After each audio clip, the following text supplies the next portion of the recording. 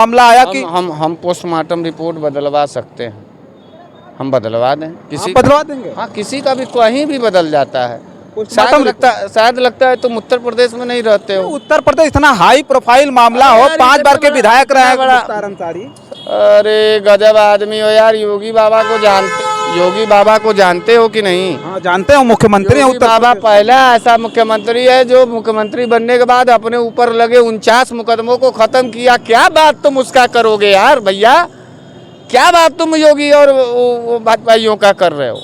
इनके पास इनका खुद का जमीर नहीं, खुद की ताकत नहीं। मतलब वो तो मान लेते हैं कि मुन्ना बजरंगी की बात है, संजीव जीवा की बात है, 5 बार के विधायक रहे मुख्तार अंसारी, जिस तरह से मौत हुई उनका भी हत्या की बात कही जा रही है। उसके साथ साथ बड़े नेता समाजवादी पार्टी के आजम खान साहब की बात उसी तरह से चल रही है, वो भी बड़े नेता हैं। एक विधायक अभी अपनी जान की भीख मांग रहा है, इरफान सोलंकी जी हैं। आजम खान के लिए भी हम कहना चाहते हैं कि अब तो तुम लोग मार ही रहे हो, तो मारो, अब कोई डर नहीं है मुसलमानों को और अन्य विपक्षी दलों को। अब हम लोग भी मरने के लिए ही तैयार हैं। देखते हैं कि तुम्हारे मारने वाले बाजुए कातिल में तुम्हारे दम है या फिर जो है बागियों के कलेजे में दिल है। ये जितना बने बनाए थे, जितने राष्ट्रवादी बन रहे थे, सबका साथ सबका विकास, उत्तर प्रदेश, उत्तम प्रदेश, ये सब नारा वाला खाली इन सबों का है। सबसे ज़्यादा अगर नुकसान होगा तो भाजपाइयों का होगा और भारतीय जनता पार्टी के नेताओं का होगा। भले वो आज न समझ में आ रहा हो, लेकिन निश्चित रूप से ये भोगेंगे, रोएंगे और तड़पेंगे। लगता है कि सरकार टारगेट करके इन लोगों को क्रूर है, कायर है और पीठ पीछे से जहर दे करके गोली चलवा के मारने वाली है। सरकार कुछ भी कर सकती, सरकार सबसे बेहद नीच सरकार है भाजपा की सरकार। साथियों नमस्कार, मैं हूं रजनीश और आप जन आदर्श भारत देख रहे हैं। इस वक्त हम उत्तर प्रदेश के वाराणसी में हैं और उत्तर प्रदेश की राजनीति में हम कहें तो जब से मुख्तार अंसारी की बांदा जेल में मृत्यु हुई है, उसके बाद से पूरे देश भर की जो सियासत है वो गर्म है।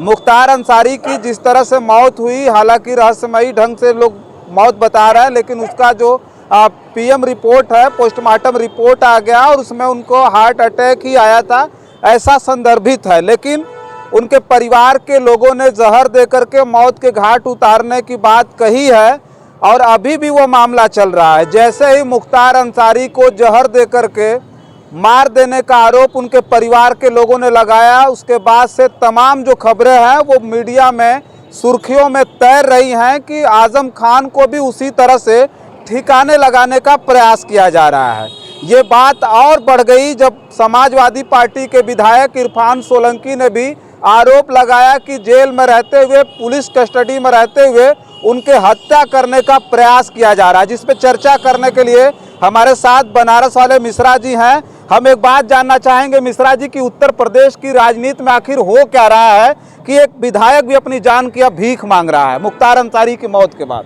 पुलिस कस्टडी में, हालांकि वो भी। देखिए, पूरी तरीके से शासन सत्ता जो है वो गुंडागर्दी पर उतर चुकी है और असली रूप भारतीय जनता पार्टी का क्या है, वो भारतीय जनता पार्टी का क्या असली रूप है वो अब खुल करके दिखने लगा है। देखिए, एक कहावत है कि खुशबू आ नहीं सकती बनावट के फूलों से। तो ये जितना बने बनाए थे, जितने राष्ट्रवादी बन रहे थे, सबका साथ सबका विकास, उत्तर प्रदेश, उत्तम प्रदेश, ये सब नारा वाला खाली इन सबों का है। और जिस तरीके से लोग मार दिए जा रहे हैं, कस्टोडियल डेथ जो हो रहा है, या कस्टोडियल डेथ का रिपोर्ट अगर आप वर्ल्ड वाइड पढ़ेंगे तो उत्तर प्रदेश सबसे ज़्यादा भ्रष्टतम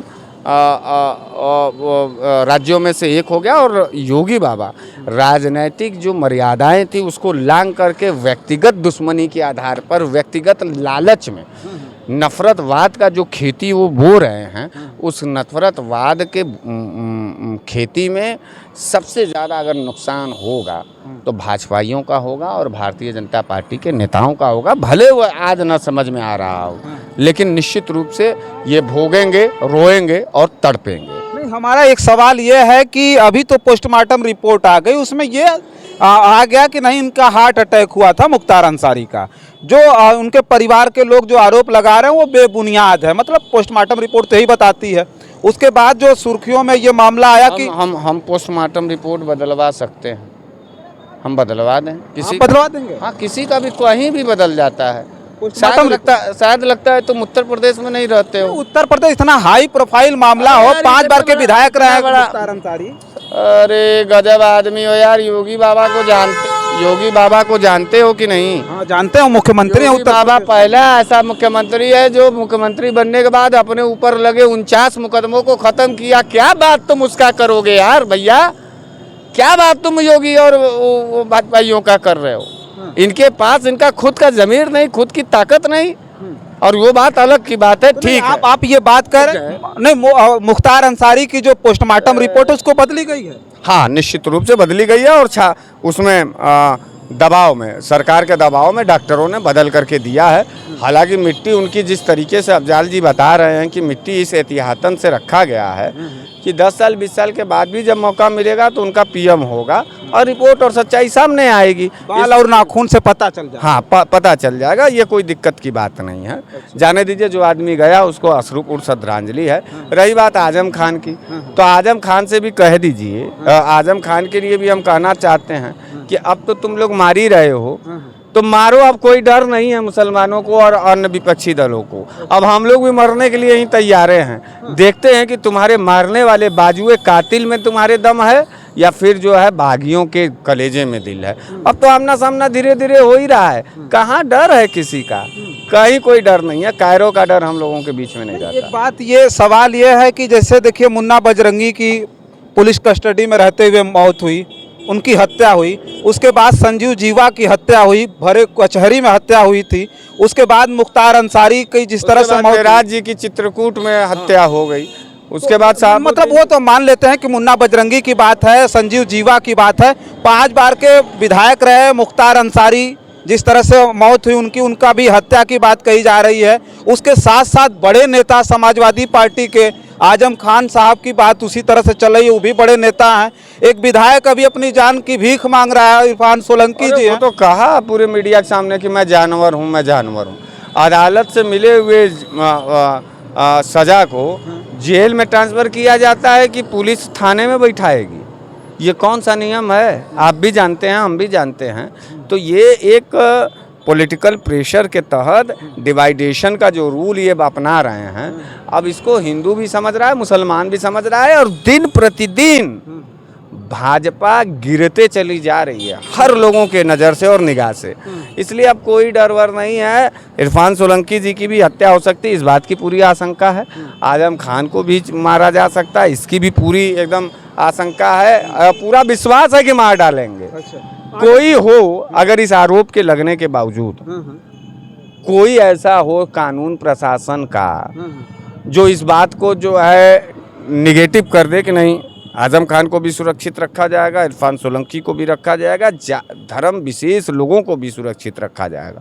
जो कर रहे हैं ना योगी बाबा जातिवादिता, उनके जाति के जितने माफिया हैं वो क्या समाज के लिए घातक नहीं है क्या?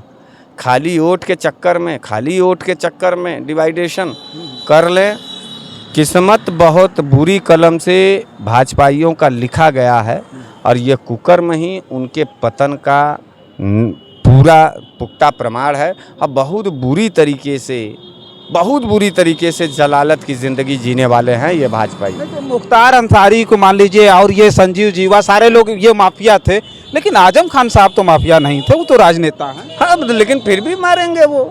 फिर भी योगी बाबा मारेगा। इससे पहले मिश्रा जी जब वो जेल से आए थे छूट करके, तो उन्होंने बड़ा आरोप लगाया था, खुले मंचों से उन्होंने कहा था कि हमें काला पानी की सजा दी जा रही है, इस तरह से रखा जा रहा है, हमको मेंटली बिल्कुल मतलब हरासमेंट किया जा रहा है। कोई दिक्कत नहीं है। कहाँ लगाएं गुहार, किससे करें? हम तो आजम खान जी के लिए बाबा विश्वनाथ से प्रार्थना करेंगे कि वो स्वस्थ रहें, मस्त रहें, अपना पूरा लड़ाई लड़ें। इरफान सोलंकी को भी हम हिंदू होने के बावजूद उनको साहस देना चाहते हैं कि इस तरीके से टूटिए मत, इस तरीके से रुकिए मत, और इस तरीके से रोइए मत। वीर पुरुष हैं आप लोग, इस देश उत्तर प्रदेश की शान है, और लड़ना सीखिए। मरना तो अब है, ज़िंदगी का कोई ठिकाना नहीं है कि हम योगी बाबा से बच कर करके रहें चुप होकर के और आगे जाएं, गाड़ी के एक्सीडेंट में मर जाएं, तो क्या आप हमारी ज़िंदगी दे देंगे?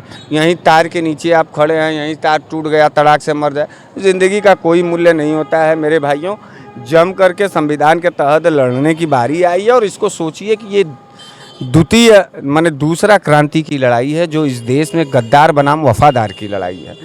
तो इसमें वफादार वाले पक्ष में इरफान सोलंकी जी को मैं साहस देना चाहता हूं, आजम खान जी को साहस देना चाहता हूं, सबको देना चाहता हूं। आपको लगता है कि सरकार टारगेट करके इन लोगों को क्रूर है, कायर है और पीठ पीछे से जहर दे करके गोली चलवा के मारने वाली है। सरकार कुछ भी कर सकती, सरकार सबसे बेहद नीच सरकार है भाजपा की सरकार।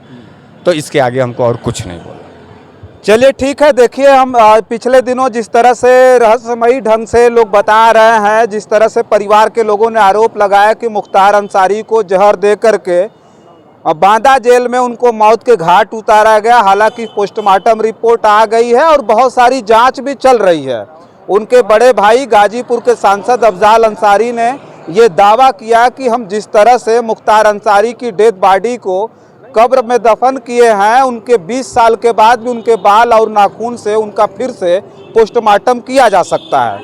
मुख्तार अंसारी की मौत के बाद पूरे देश भर में राजनीति में घमासान मचा हुआ है। आजम खान एक राजनेता हैं और उनको भी अब मौत का डर सता रहा है। ऐसे जो है बहुत सारी चर्चाएं चल रही है। बहुत सारे लोग कह रहे हैं कि अब उनके खिलाफ भी षड्यंत्र रचे जा रहे हैं। उसके साथ साथ अभी समाजवादी पार्टी के विधायक इरफान सोलंकी ने भी मीडिया से बातचीत करते हुए उन्होंने कहा कि हमें भी मारने की साजिश की जा रही है। तो जिस तरह से मुख्तार अंसारी जेल में, बांदा जेल में उनकी मृत्यु हुई, उसके बाद से जो इस तरह से घटनाक्रम चलते हुए आ रहा है, वो कहीं न कहीं इस उत्तर प्रदेश में संदेह के घेरे में है। बहुत सारे लोग चर्चा कर रहे थे, इसलिए हमें इस पर बात करनी पड़ी। वीडियो कैसी लगी हमें कमेंट बॉक्स में लिख करके बताइएगा। और भी खबरों के लिए लगातार बने रहें जनादर्श भारत के साथ। बहुत बहुत धन्यवाद।